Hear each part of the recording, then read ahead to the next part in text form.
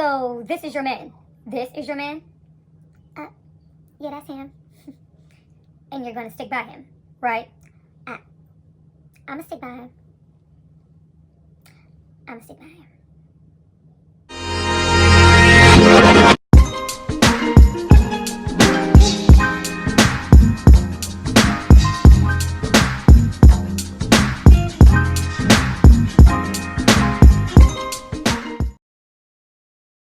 Hi you guys, welcome back to my channel. It's Tyra here with another struggle review here on this Throwback Thursday to discuss The Fly from 1986. Y'all, we going further and further back. Ain't it fun though? Now, this movie was directed by David Cronenberg. It stars Jeff Goldblum and also Gina Davis and a whole bunch of other people. Now, before I get into why going back and rewatching this film years later was so much fun, what I enjoyed, what I was grossed out by, and what we will always be grossed out by, I need you guys to drop down and subscribe to my channel and like this video. I'm going to give you guys a moment to do that, and then we're going to come back and discuss all things The Fly.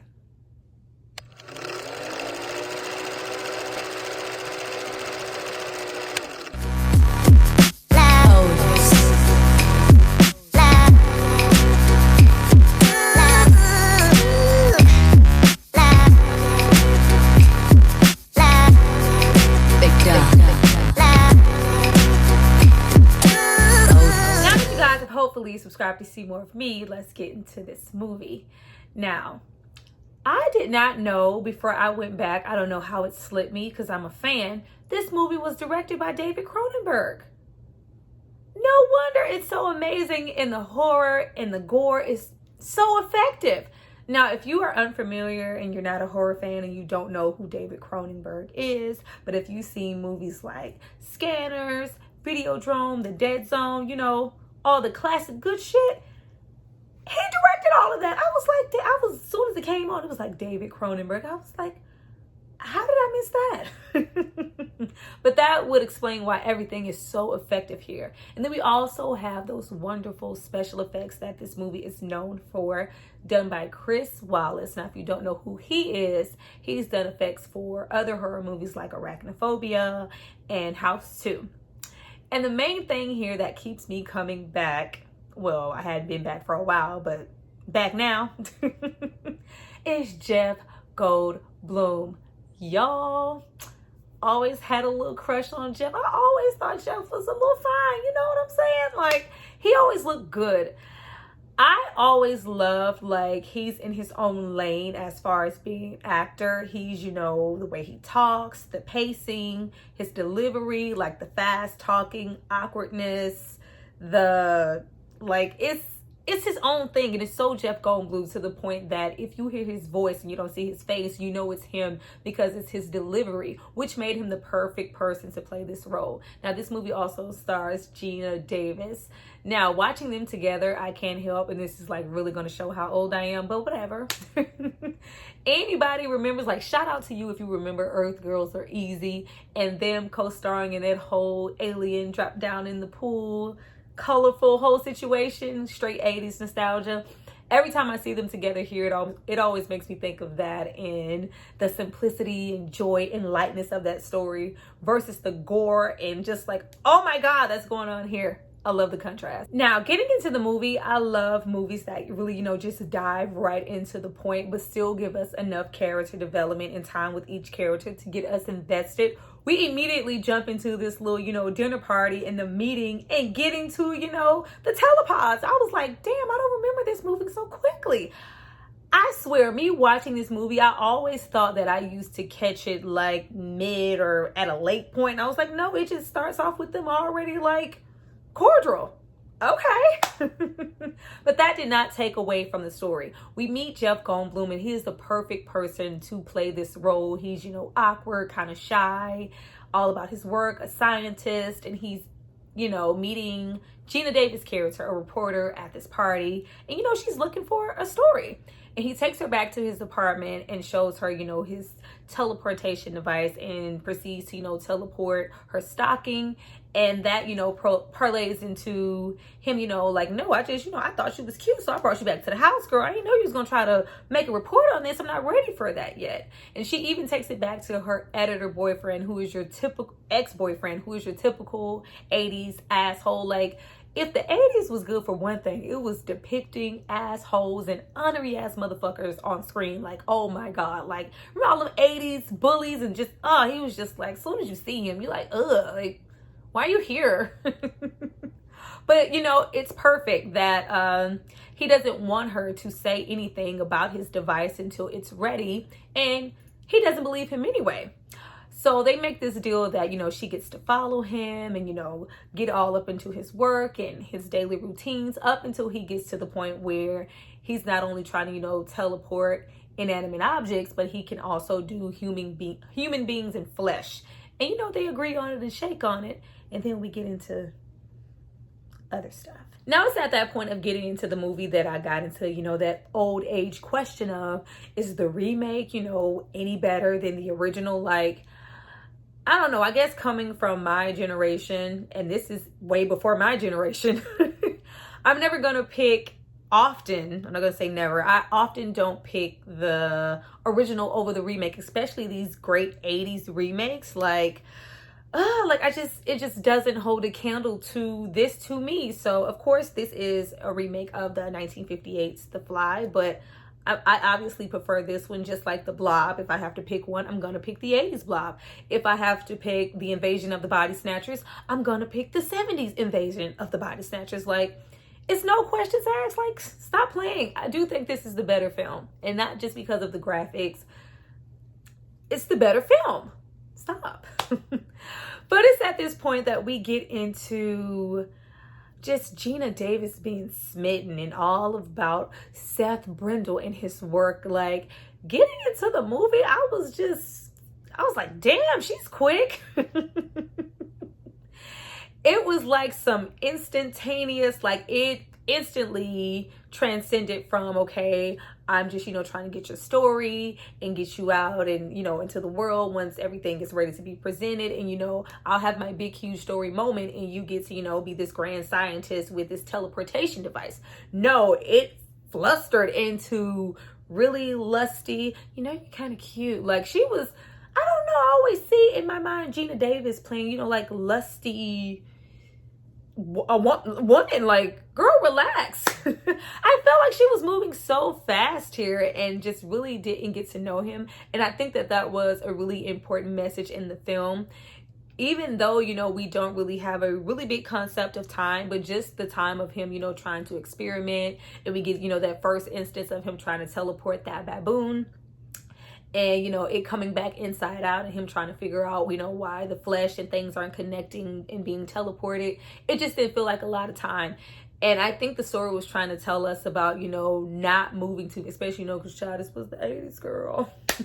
Not moving so fast with people that we don't know. Yes, I like you. Yes, I think you're brilliant. I love your mind. I love the time we spend together just in this little apartment because we ain't going nowhere.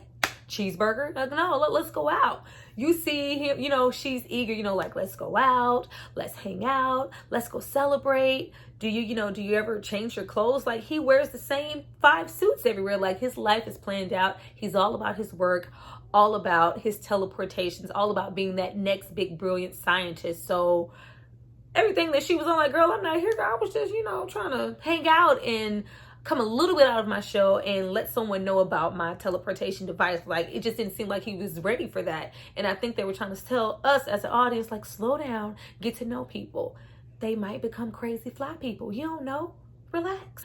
Now, it's at this point that we get into, you know, a little bit more sex, because there was a lot of sex going on. I'm telling y'all, there was a message here about, you know, being sexually active too fast and, you know, going home with people you don't know. Like, that girl, she was moving so fast.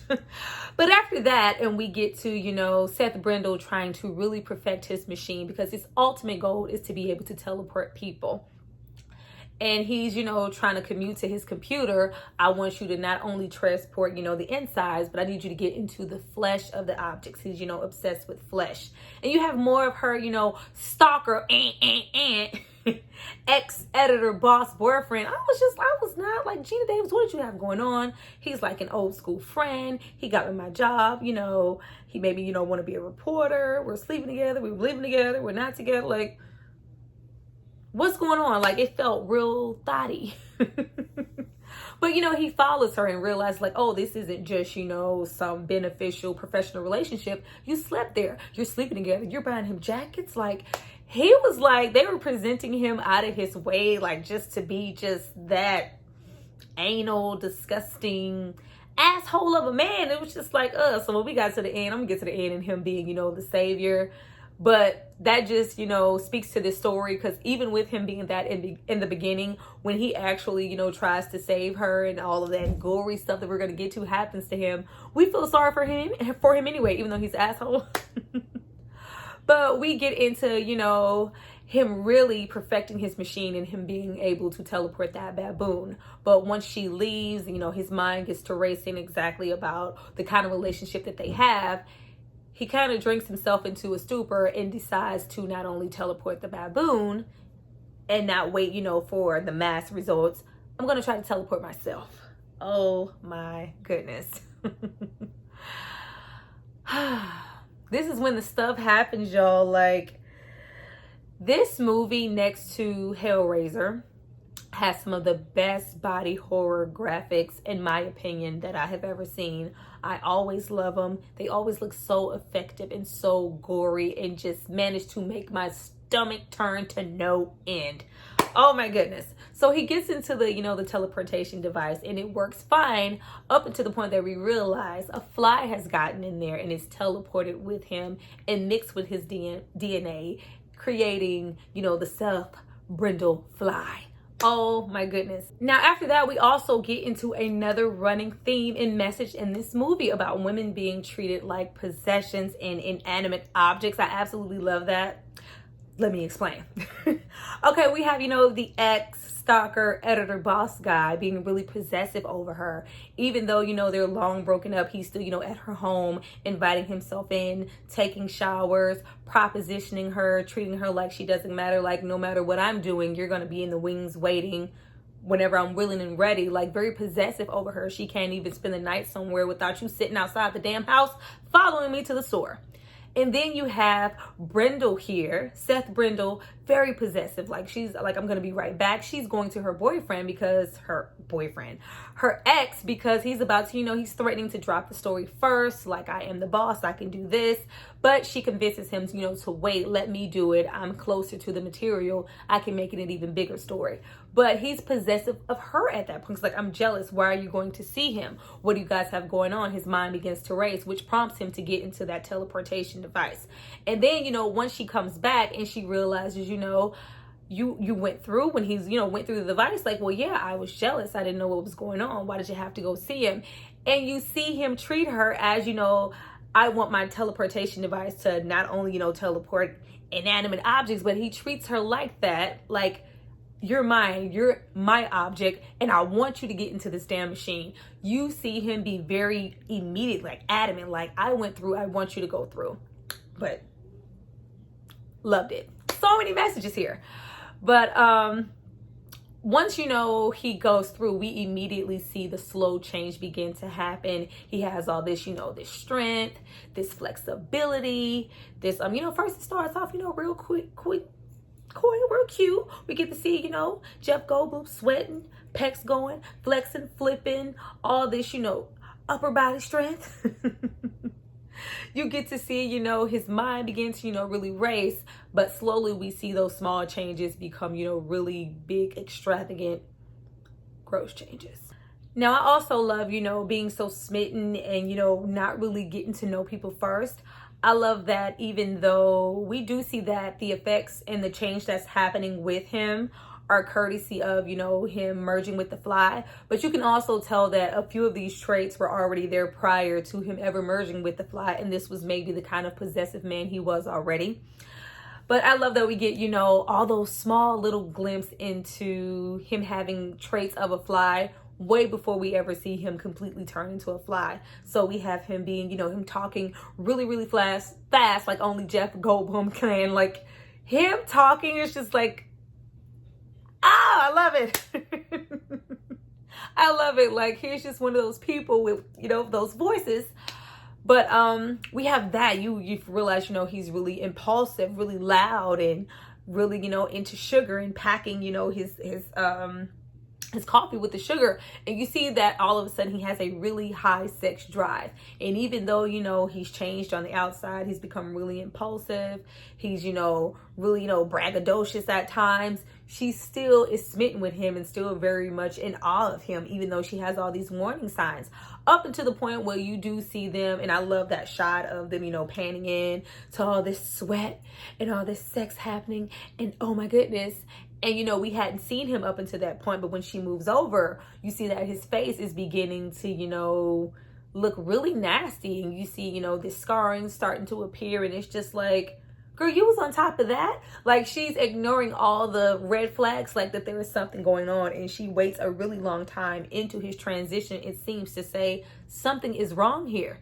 Ladies, when you see the red flags, peace out. Get your ass out. Now, after we leave her, you know, ignoring signs, being so smitten, all this kissing, all this love making, we get to the point where he just really feels like, you know, since I've been teleported, all these, you know, new things I'm able to do, it's courtesy of that. It's enhanced me. It's purified me so much that I want you to get in there. Yeah, let's put you in there so you can be where I'm in. But she's just so terrified of, she's like, no, I don't want to do that.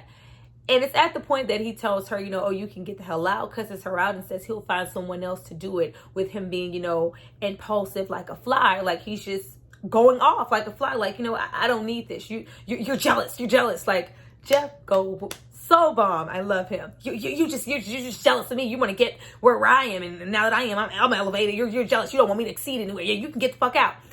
After that, then we get to the point, you know, after she's been put out and, you know, discarded, ignored every other sign that, you know, something is wrong with him. She only sees the signs after he, you know, tells her she can go. And then it's like, something happened to you when you went in that machine. Something's wrong. Like, oh, now you want to say something?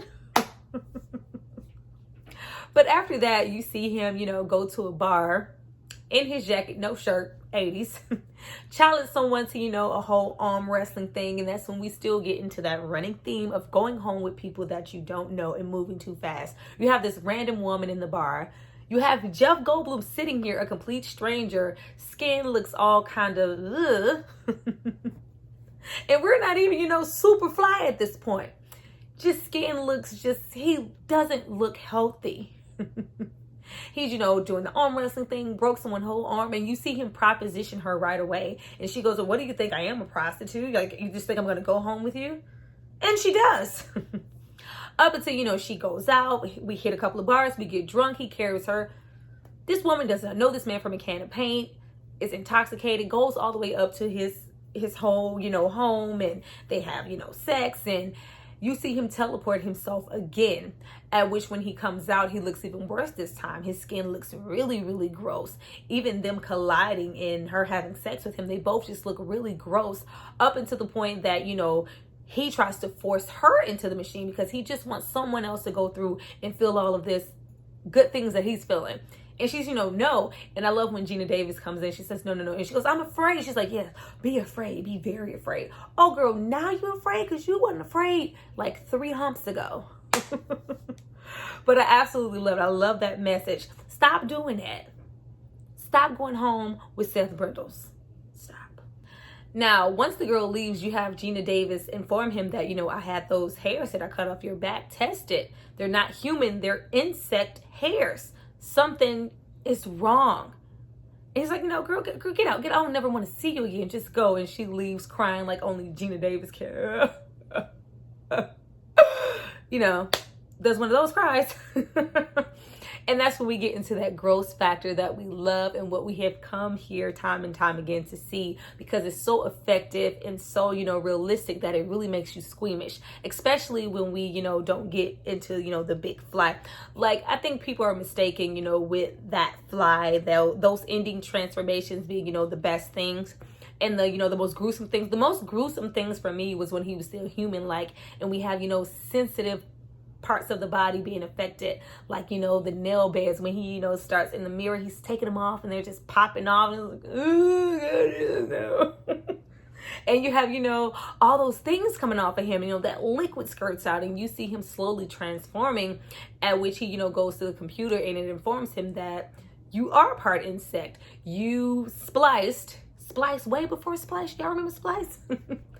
And this turned into, his teleportation turned into, a genetic splicing machine, and spliced his DNA with the fly. And now he's, part this, part that, but more so the fly is taking over and disintegrating his human side. So 4 weeks later, you have, Gina Davis, who's respected his wishes, and you have that message from him like, can you come see me? You were right. I've worsened. I need your help. And it sounds like regular old Jeff Goldblum on the phone. Like, oh, here I come, honey. I always knew you were going to call me back. Maybe he's better now. We can have some more sex, No, girl, he's lost all, function in his legs. His legs are, starting to cave in, going back the way a fly would. I love the slow, horrible transformation of it all, and the effects on his skin to make him look just sick. And you see her, and she's just like, oh my God, like it.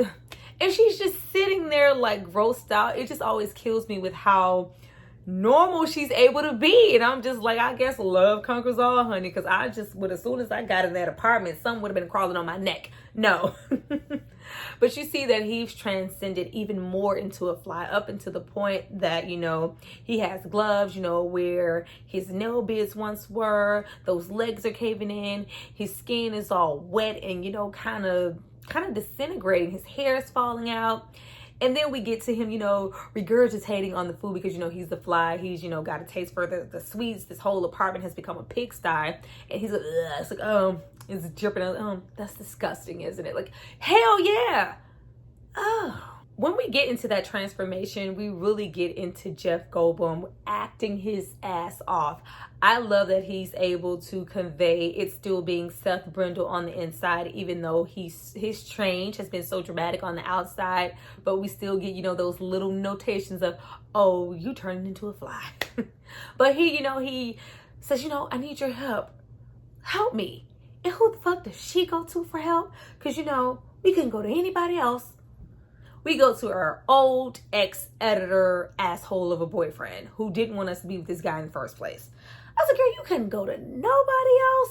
That message, like, you still attaching yourself to, like, girl, you could have went anywhere. You could have called anybody. You went to him who doesn't believe her up until, he's like, I just don't want you to go back there. It could be contagious. You know what? Bring me some proof and then I'll help you. And we go back because his transformation has accelerated. And when she goes back, looking for him, he's now attached to the ceiling like a fly. We've seen, all of this residue, come out of his hands. We've seen it early on with the wrestling fight, and we've seen it squirt out on the mirror, the sticky substance. And, he's regurgitating on the food, and now he's sticking on the wall. And, all she has to say is, oh, I'm like, girl, run. But we see a change in him now as, we see that insect side take over. He's no longer like, I need help. I'm trying to get back to my humanity. How can I, get back to where I once was? Like, I don't know how he was going to get back there anyway, because you're practically decaying from the outside. When that ear falls off, he's, oh, help me. Like,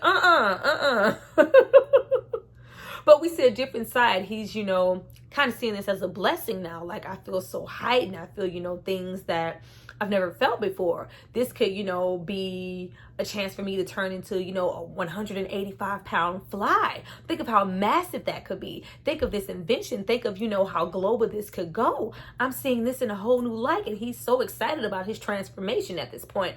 And we just standing there like, you were just on the ceiling. You were crawling on the ceiling.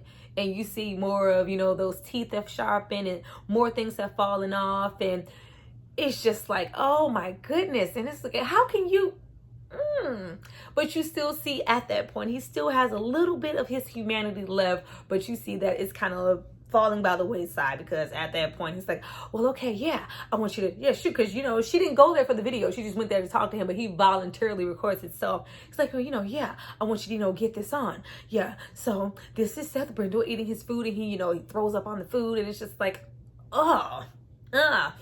and it's at this point that we realize, since we was all happy and ignoring the signs and having all this bum sex, I'm pregnant.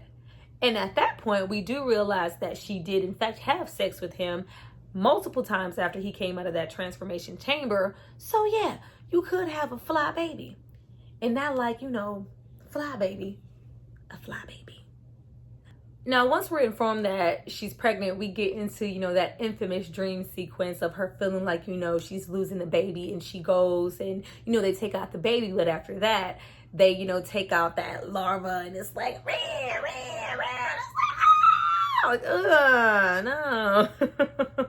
But, that really gives her anxiety about what could possibly be in her stomach. So she wants one last time, to go to Seth Brundle while he's still Seth Brundle, to talk to him and tell him that, she's pregnant. But once we get there, gosh, I love, when we see him, typing on that computer, and we see him trying to, like, how can I, splice this and, get more of my human DNA back and turn back. Like, you want to wait till now till your fingers are like this and you're typing on the keyboard to the point where, I love when he, his computer doesn't recognize his voice anymore, and he's doing all of that eye movement, like that twitch, that twitch. I was like, oh my gosh. And, it doesn't recognize his voice anymore. And then those teeth start to fall out. Then we realize he has a whole medicine cabinet of, fallen body parts that have fallen off of him.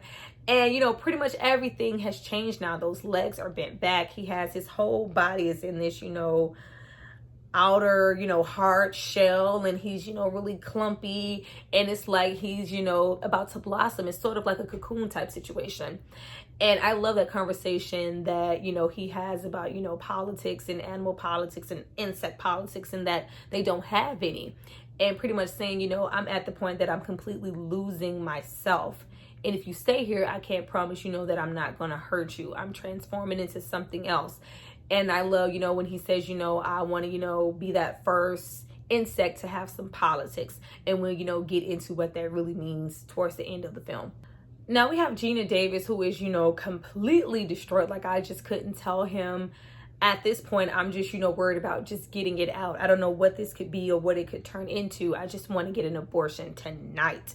And they go to get, that baby aborted. And of course, who's there waiting on her outside? That ex, like, she was so reliant on these two men, or, one and the other. I was like, girl, go do some shit by yourself. But, with us not being Miss Independent and her, going and, he overhears it and follows her. And I just love that he's just, that whole, like, all of his mannerism, his body, Jeff threw himself into this role, and it shows so much, and it really makes, that climax of the film that much better, because we've seen this slow transition from what we saw as a man that's now, literally a shell of a man turning into a fly, at which he busts through the goddamn office. It was like real, like, monstrous, like, roar. It was like, ah! But I absolutely love, that Frankenstein aspect of it. You just see him slowly losing himself at the way, he's packing her, and he's really brute. And, it's like, he's still trying to hold on to his humanity and his human side. But you see that fly slowly taking over with every movement and every twitch. And he's like, don't kill the baby. That could be the only human side of me left. Like, that could be it. Not only that, because he's like, oh, she's like, no, I don't want it. I can't keep it. And he's, oh, that's unfortunate. But he, has came up with this whole master plan to put, the three of them, her, the baby, and him, into a machine and create one whole human person of this brilliant fly, two human, baby, splice human. It was just like, what? You want me to do what? No, nigga. But you have, you know, that ex being that savior. I love that he is just so like, ugh, but in the end, that is the person that, you know, she's depending on that saves her life. And boy, does he pay a price to do that. We have him, you know, going into the apartment all slow like, and, you know, tampering with stuff, at which we have, oh gosh, it's just like, oh gosh, we have him, you know, leap down on him and, you know, get some of that acid, pukes up and melts the hand, and I'm like, and it's a whole nub, and then, you know, he glunks on to the, you know, the ankle, and it's all coming out, and he's just so like joyfully in a glee to do it. You see all that humanity child just going by the wayside, and it looks like he's just about to melt him down and devour him all together, and he's just like melting at the mouth. And she just like, no, like, don't do it. Like, I just can't. And it wasn't just like, no, I'm trying to save the guy who's an asshole, but has been supporting me, was trying to, you know, let me get this abortion, was trying to, you know, brought me here, took, like, he's been here. It's like, no, don't do it. I don't want to see you lose the last of your humanity. It's not about him. Don't do this, Seth. I'm like, girl, do you see the man there with his nose? Just, oh, like, she had no fucks for this man. I was like, why are you there, honey? But after that, you know, she is informed of his plan, and he's, you know, really trying to pry her into that goddamn teleportation machine and make that one genius human being, at which you see the last of his human side fall off and him come out of that fly-ass cocoon and all of that skin just fall the fuck off. I love when she's like, no, please, and she does this and his whole fucking jaw falls off, and it's like, no, and we're like, oh god, no. It's so good. It's so good. All the stop motion. They put everything under the sun together as far as special effects, especially in the 80s, and made this shit look so awesome and so authentic. And really, you know, you really feel that transformation of him falling and all that flesh. Like, it wasn't just, you know, his flesh falling off. It was all of his human side falling off. And, you know, he's trying to pull her and it's just falling and melting off up until we just see strictly a fly. I love, you know, when his head busts open and decay, the eyeballs pop, and it's just like, it was so good, y'all. It was so good. But he puts her in there and, you know, still manages, you know, to get himself in there, at which, you know, you have poor little nubs. Didn't nobody care about nubs. Gets enough courage up to get up and, you know, fire the gun into that teleportation device, frees her, at which, you know, it's nothing in there for him to latch on to. So it's just him merging with the other teleportation device, and you have him leap out, and he's part teleport pod and part fly. But I love that speech about him saying, you know, I want to be the first insect to have, you know, some compassion and have insect politics. And you see that he does have that, even though he is, you know, 100% insect at this point. He still has enough compassion and strength and, you know, his self to go, and his brain, take me out of my misery. You know, he takes that gun, that little nub, that little fly nub, and puts it to his head. It's like, you know, shoot me, take me out of my misery. I do still have that compassion and, you know, that mind state for a person and another human being, even though I am a fly. I do have insect politics. I absolutely love that message. And you have, no, oh god, I can't. I'm like, girl, if you don't shoot his ass, like, it's done, girl. He ain't coming back. He ain't coming back to give you none of this D. Girl, shoot him. And, you know, she blows this little fly. I was like, oh. And I love, you know, it just goes off and she's like, no, okay. But you have little nub sitting there like going into a whole state of shock. I'm like, girl, call the ambulance. But you guys, I absolutely loved and enjoyed this film. If you have not seen it, or if you haven't seen it in a very long time, please go back and watch it. If you didn't, you know some of these things already that I mentioned in the video, maybe you could go back and, you know, see them next time. Or maybe, you know, you saw some things that I didn't get and you can comment those things below. I really had a good time with this movie. I hope you guys enjoyed this video. Please drop down and get the conversation going. I'll see you guys next time. Bye.